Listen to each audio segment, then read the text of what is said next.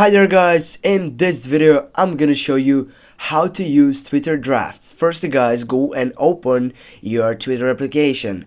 Right after that you need to click on the plus icon on your right side, and then you should add some text right here, for example. Now guys, what you need to do is just simply go on your X on the left upper side, click on it, and just as you can see here you have save tweet. You can save this to send it later from your drafts. Go save.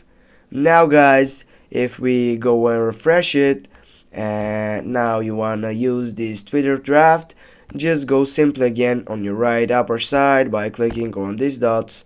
Then what you need to do is simply go on the drafts, the first selection on your right upper side, click on it. Now go on the side for the draft that you wanna go for edit.